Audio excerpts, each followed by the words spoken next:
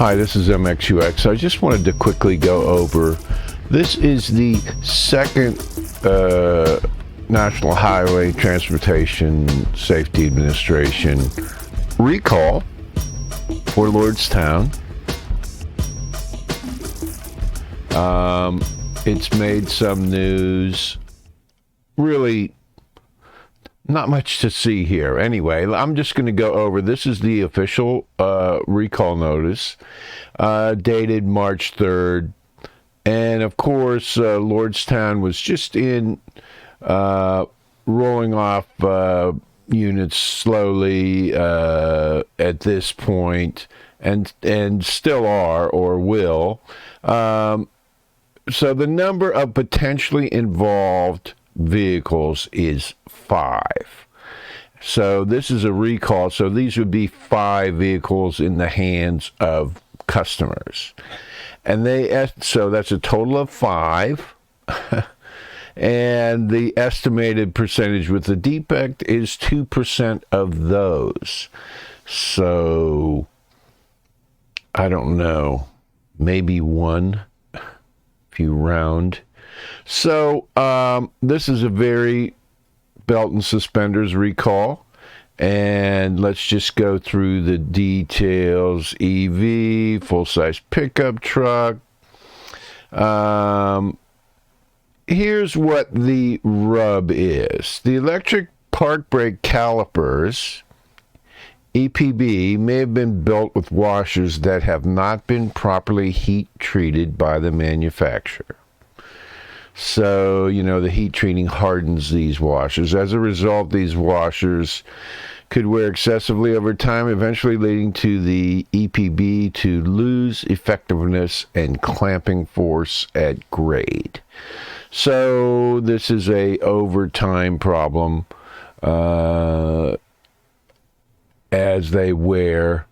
The clamping force of the EPB may degrade over time, which could allow the vehicle to roll after being parked, especially on a high grade, which could increase the risk of a crash. And remember, the modifier here is over time. But it doesn't matter. The manufacturing defect, let's just go down here. These are the components: rear electric park brake assembly. I'm going to try to find a picture of one of these, and the thrust washer in that assembly. This assembly, you have your disc brake caliper, and then I'm not an engineer, obviously, or a lawyer, or an accountant, or a financial advisor. But from my research, and I'm going to try to get a picture of this, the electronic parking brake is a small secondary caliper that works through an electric piston, probably electromagnetic piston actuator, and it clamps very much like a disc brake. And the thrust washer is probably a washer, I'm spitballing here, that would hold that thrust piston in place. But anyway, these are the rear parking brakes only. And it is this washer. Again, I'm going to try to get a picture of this. February 20th was notified by the supplier. So again, this is not a design flaw by Lordstown Motors. This has nothing to do with the software or the drivetrain. This is a supplier, much like the previous recall. The supplier potentially noticed that there were potentially certain affected washers. A sub-supplier conducted an investigation wherein it concluded that a small percentage of washers had not undergone the proper heat treatment. So again, a subcomponent of a component, and I guess that would be a tier 4 manufacturer, did not heat treat some of these washers properly. And the result is Lordstown will replace all affected vehicles at no cost, covered under warranty. Only thrust washers that have been properly heat treated will be used in the future. And that's the recall. So basically, I'm going to try to find a picture of one of these in this next segment, wherever this will come in this video.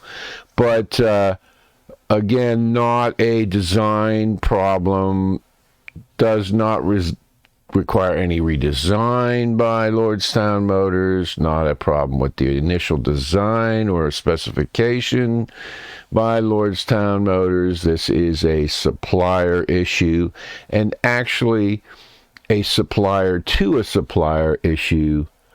And there were no incidents where this resulted in, I don't even believe there were any incidents where it malfunctioned.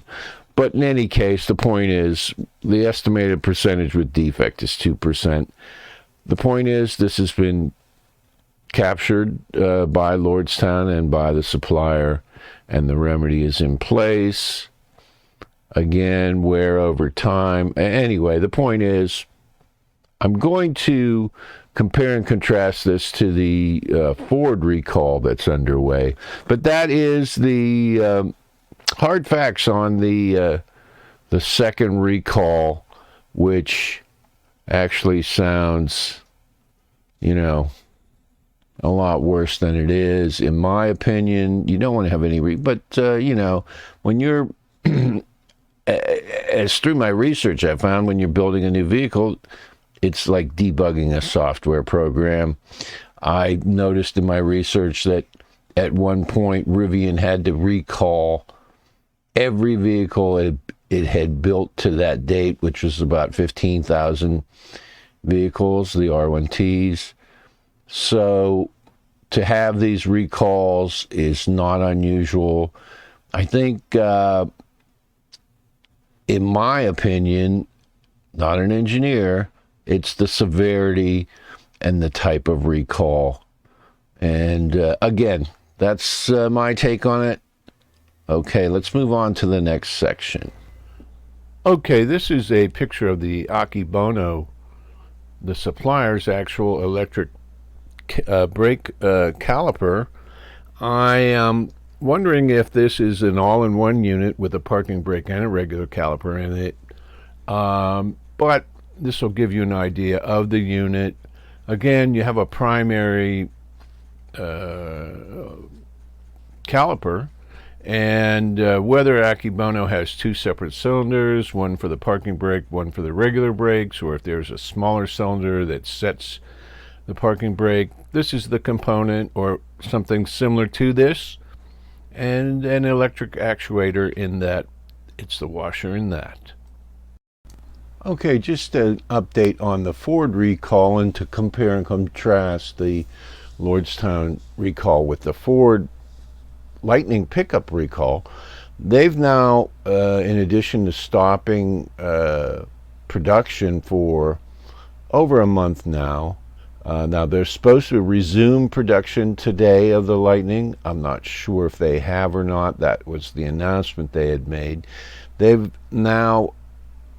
did not recall any vehicles in customer hands. Now they have recalled 18 trucks that have been delivered to customers. Now, these are the large format pouch batteries, which Elon Musk tweeted are susceptible to thermal runaway, which are installed in the 15,000 or 20,000 F-150 Lightnings that are out there.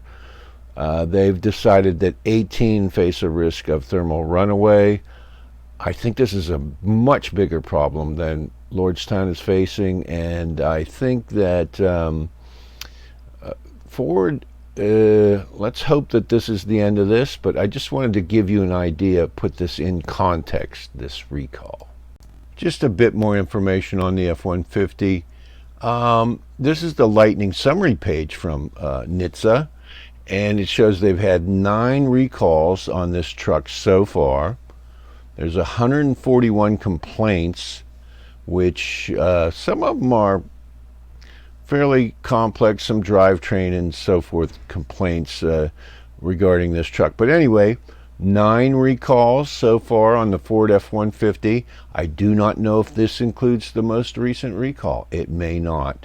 And down below, I just wanted to point out, I had mentioned that it is my contention, in my opinion, the Endurance has a 5-star rollover rating. As you can see here, the rollover rating for the Ford F-150 Lightning is a 4-star rating.